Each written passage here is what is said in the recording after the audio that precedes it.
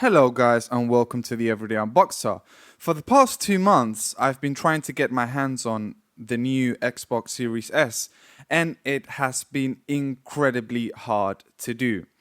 But last week, it was on sale in Microsoft.com, and I did not think twice about it, and I bought it.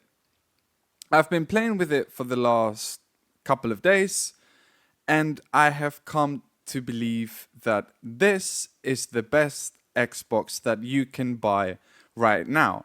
And I will explain myself.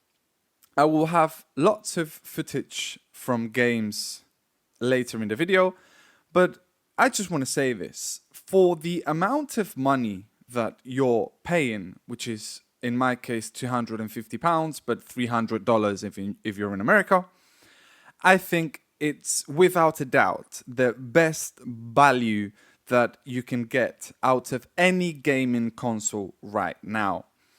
Because you can play 4K, because it has 60 Hz and 120 Hz if you have the option, because I have a 60 Hz TV monitor and 4K TV. That's why I will be only playing at 60 Hz, but that is not an excuse because before I was playing at 60 Hz and I wasn't complaining. So now that I get a much better experience playing at 60 locked Hertz, because most of the times you're going to be locked at 60 Hertz. It depends on the game. Some games you can get less, and some games you will not get 4K. You will get like 1200p or 1440p. It depends on the game. But in the future, more and more games are going to be at least 1200p or 1440p minimum, from that upwards. And obviously you will get 4K and such. The controller has been dramatically improved. The grip that I get is much better. It has rubberized back, and it's just much better to hold. It has rubberized triggers as well. And one thing that I was really surprised about is a lot of people I saw, lots of videos in YouTube where people were saying that it was small, that it's tiny. I would never in a million years would have thought it was this tiny, because my hand, it's bigger than the Xbox. It's like half the length and bigger in width. And that is something to behold when you have it in person. It's like, you will not believe how small it is. Another thing that I was saying, I only have 60 Hertz TV. You get 1440p and 4K. But in my case, I'm just going to stuck with 4K, 60 Hertz, because I cannot go up to 120 Hertz, like you can see here, and I don't have Dolby Atmos. Another thing that I should say is that you should always have 50 Hertz and 24 Hertz enabled, because some movies and some media they're only at 24 Hertz or 50 Hertz, so always have that enabled. The reason I'm playing in the monitor is because I have variable refresh rate in this monitor.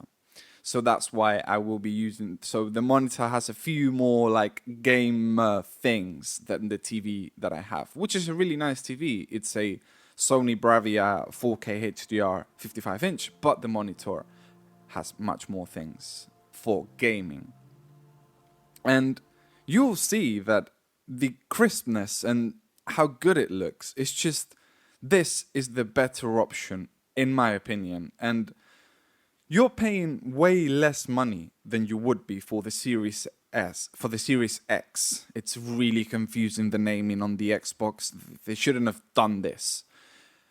The money that you're saving compared to the PS5, even the digital version of the PS5, I think is worth it in my opinion to actually go for this one, because the resolution, it's on par with the Xbox X. You will lose on 120 Hz at a higher resolution, but the 4K 60 Hz, it's almost the same on the Xbox X and the Xbox Series S. You can see here that the crispness, the reflections, the shadows, it's really good. It's not, you know, how can I say it? It's not something that if you pay 200 extra for the Xbox Series X, you're not going to get twice the performance, or it's not going to be a massive amount of difference. There is going to be a difference, of course. You know, I'm not denying that that the Series X, it's the powerful machine. I'm not going to deny that because it is a more capable machine. But this one, you know, it's not falling back by any means. You know, it can rival the Series X in many ways. The crispness of the 60 hertz, everything is buttery smooth. It's not like it's choppy. Like, you know, you're not losing on a lot. You're losing on memory for one thing. So this one has only 360 gigabytes usable, while the Xbox Series X has 1 terabyte. But most of the time, how many games are you playing at the same time? You're not playing 20 games, at least not me, and some people might, but me, I play 1, 2, 3, 4 games, and that's it. I don't have like 20 games that I play every day. One game that I really liked, the visuals, is the Gears 5, because Gears 5, it's an Xbox exclusive, not like Assassin's Creed Valhalla or Fortnite or Modern Warfare or Cold War for that matter. Gears 5, it's an exclusive for Xbox, so it's been optimized unbelievably good. And I'm not even going to talk about the 120 hertz because obviously my monitor doesn't allow 120 hertz. So I'm always stuck at that 4K 60 hertz or 2K 1K 60 hertz.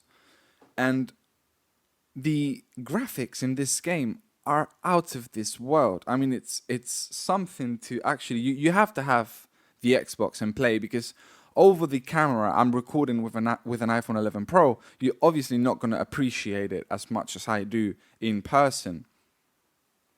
Of course, it's a 4K rescaled, so it's not a 4K native. It's not a native 4K.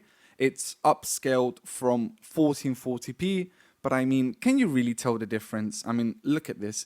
It's the shadows, the lighting, the everything is just insanity. Like, I really don't believe that it's worth it to actually pay 200 more for the Xbox Series X when you're not going to get that much of a bump in performance. What I mean by that is you're not going to appreciate it as much. It's not going to be like going from the Xbox One to the Xbox Series. So if you have an Xbox One, you are gonna notice the same better performance if you get the Series S.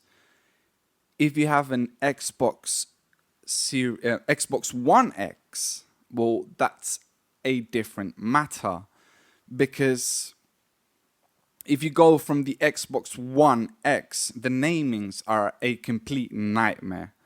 If you go from the Xbox One X to the Xbox Series S, then I do believe you are going to find a bump in performance. And what I mean by that is loading times, loading screens, going back to another game, those sorts of things, because there's almost no loading times with the Series S as with the Series X. But in graphics, I don't think you are going to notice a dramatic difference if you're coming from an Xbox One X. You will notice a frame rate performance improvement because it's always going to be locked on 60. If you're coming from an Xbox One S, then I do believe that you are going to notice a dramatic improvement both in graphics and in performance. Some games allow ray tracing, some don't. Some only allow it in the Series X. And in the Series S, you can have ray tracing, but a bit less quality. But some of them do work in the Series S. The loading times are, if you're coming from an Xbox One X or Xbox One S, the loading times, you are going to notice a big difference there. Look at this. I just opened Assassin's Creed, and in like 10 seconds, you're back where you left. So, to be honest, does it have less performance and less power than the Series X? Well, obviously you're paying 200 less, but is it worth it to pay 200 more? That's where I think the big question is. If you can splash the money, then go for it. But for me, where I am a casual gamer, I enjoy gaming with my mates, and I enjoy playing some, single player games only by myself, like Valhalla. One of the games that I enjoy playing the most, it's Ori and the Will of the Wisps. The graphics on this game are dramatically improved, and it has a 60 frames almost locked at all times, and I have enjoyed the graphics on this game a lot. It has a 120 Hz option if you do have a monitor or a TV that allows 120 Hz. But in the Series S, you are going to lose a lot of the resolution if you play on 120 Hz. In the Xbox Series X, you're going to be able to play at 1400p at 120 Hz, while in the Xbox Series S, you are going to downgrade from 4K or 1440p to 1080p 120 Hz. If you favor frames per second instead of resolution, then yes, you're going to have 120 Hz, but you're going to be losing on a lot of the resolution. So for me personally, I prefer to play on 4K or 1440p at 60 Hz, either than playing on 1080p at 120 Hz. On some games, it might be useful, like Fortnite or Call of Duty, but I don't think that even on the Series X, I don't think it's worth it to go down from native 4K that you get on the Series X to 1400 to 1200p or 1440p and get 120 Hz. But there is a difference there between the Series X and the Series S. In the Series X, you will get 120 Hz at 1440p or 1200p. And in the Series S, you're almost all the time going to have to downgrade from either 1440p or 4K to 1080p 120 Hz. So, in my humble opinion, I prefer to play at 4K 60 Hz because it's buttery smooth, and because it's a next gen console, the 60 FPS, it's going to be almost always locked. So you're going to have a better experience in the Xbox Series S if you're playing at 60 FPS than if you're playing on the Xbox One X at 60 FPS, because the FPS count is going to be much more stable on the Series S. So, conclusions. Do I think it's worth it? Do I think you're going to be missing out in the future? No, to be honest, because by the time that this console becomes outdated, it's going to be around the time that a brand new next generation of consoles are going to come out. So I do truly believe that if you buy this Series S, you're gonna be future proof, because in 5-6 years, when the next generation of consoles come out, there's not gonna be, you're not gonna lose dramatically in the future. So don't worry if you're thinking about future proof with the Series S, you're not gonna be losing a lot. So of course, the Series X is the better machine, more capable, more performance, more graphics, but you're not losing out with this one. So in the future, you're going to be fine. 2, 3, 4 years down the line, you're going to be fine. You're going to be stuck with 360 gigabytes usable, but that's not a problem. Me personally, I don't play 20 games at the same time. To be honest, I don't think anyone does. You play 1, 2, 3, 4 games and you have them in your library. If you want to download them again, you just download them. You can always spend 200 on the SSD that Xbox wants you to buy.